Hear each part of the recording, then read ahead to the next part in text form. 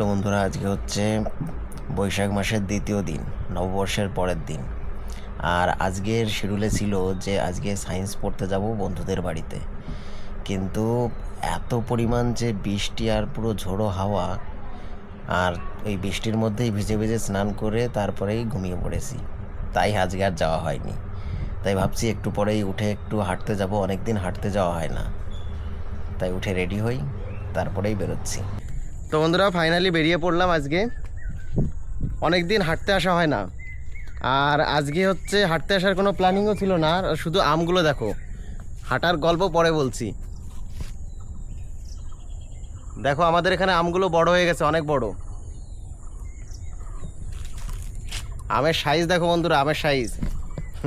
এগুলো তোলা যাবে না, তুললে পারেই বসাবে যার বাগান সে। তো বন্ধুরা, আজকে হচ্ছে হাঁটতে আসার প্ল্যানিং ছিল না, চলে আসলাম। কারণ আজকে প্ল্যানিং ছিল যে বন্ধুদের বাড়িতে একটু সায়েন্স পড়তে যাব। এই সপ্তাহে একটা দিন যাওয়ার কথা থাকে, কারণ একটা দিনই আমার ছুটি থাকে অফিস। আমার যে ছোটোখাটো অফিস, সেই ছোটোখাটো অফিস একটা দিনই ছুটি থাকে। আর যথারীতি সকালবেলা একদম রেডি হয়ে বেরোবো, ঠিক তার আগের মুহূর্তেই আকাশের অবস্থা খুব খারাপ। আর হঠাৎ করেই প্রচণ্ড জোরে, মানে সেই দমকা হাওয়া, আর তার সঙ্গে হচ্ছে বৃষ্টি, বিরাট বৃষ্টি, ভয়ানক বৃষ্টি। ওই জন্য আর যাওয়া হয়নি। আর বৃষ্টির মধ্যেই স্নান করে একদম ঘরে গিয়ে ঘুমিয়ে পড়েছিলাম। এই জন্য সমস্ত প্ল্যানিং ভেস্তে গেল আজকে। আর বৃষ্টির মধ্যে যে জোরে জোরে মেঘ ডাকছিল, তাতে তো কাকা রীতিমতো ভয় পেয়ে গেছে, তাই তো? কেমন ছিল সাউন্ড? ঘর কাঁপছিল, মনে হচ্ছে ভূমিকম্প হচ্ছে। তুমি কাঁপনি? আমি পৃথিবীর থেকে স্ট্রং বেশি। সত্যি বন্ধুরা, প্রচণ্ড জোরে হচ্ছে মেঘ ডাকছিল আজকে। অনেক দিন পর এরকম মানে প্রচণ্ড জোরে হাওয়া হলো। আর এই দিকে দেখো, এই জায়গায় আগে জল ছিল প্রচণ্ড, মানে অনেক জল ছিল এখানে। আর এখন হচ্ছে এখানে ধান লাগানো হয়েছে, ধানও বড় হয়ে গেছে। সত্যি গ্রামের পরিবেশ হচ্ছে এইটাই। শহর এলাকায় এরকমভাবে হাঁটা হবে না হয়তো। শহর এলাকায় যখন হাঁটবে, আশেপাশে দোকান, নানান দোকান আমাদের এখানেও আছে। এটা এখন পুরোপুরি গ্রাম বলাও যায় না, আস্তে আস্তে আপগ্রেড হয়ে গেছে অনেক। যেদিকে তাকাবে শুধু সবুজ আর সবুজ। তবে বিকালবেলা এই হাঁটার মজাটা একটু অন্যরকম, তাই না?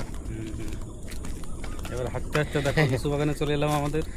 আমাদের এখানে কোনো কিছুরই অভাব নেই বন্ধুরা। আম বলো, জাম বলো, লিচু বলো, কাঁঠাল বলো, প্রত্যেকটা জিনিস আছে। কেমন ধরেছে? লিচু ছাড়া আর কিছুই নেই। তো বন্ধুরা, সত্যি আমাদের এই এলাকাটা খুব সুন্দর। আর পৃথিবীর প্রত্যেকটা জায়গাই খুব সুন্দর, কিন্তু আমরা যেখানে বসবাস করি, অবশ্যই যে যেখানে বসবাস করে সেই জায়গাটা অবশ্যই তার কাছে খুব সুন্দর। আর আমাদের এখানে তুমি স্কুল কলেজ বলো, হসপিটাল বলো, পঞ্চায়েত বলো, আর হচ্ছে আম বাগান, লিচু বাগান, কাঁঠাল বাগান, সমস্ত কিছুই আমাদের আশেপাশে।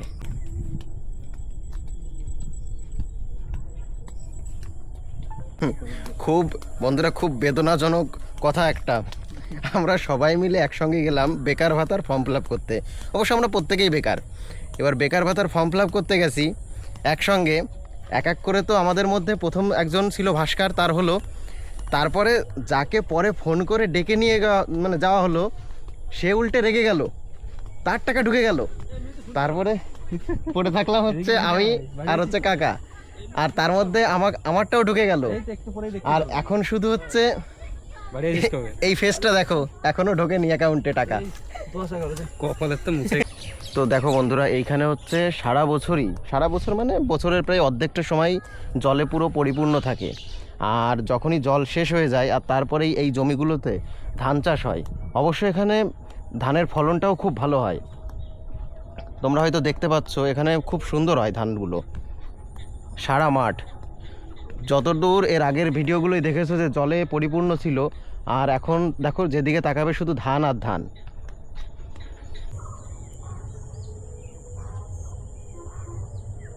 তো বন্ধুরা, অনেক দিন পর এরকম ব্লগ করে সত্যিই ভালো লাগছে। অবশ্য ব্লগ করি কন্টিনিউ, মানে যেটা হচ্ছে তোমরা দেখতে পাও শর্টের মাধ্যমে, কিন্তু এরকম লং ব্লগ করা হয় না।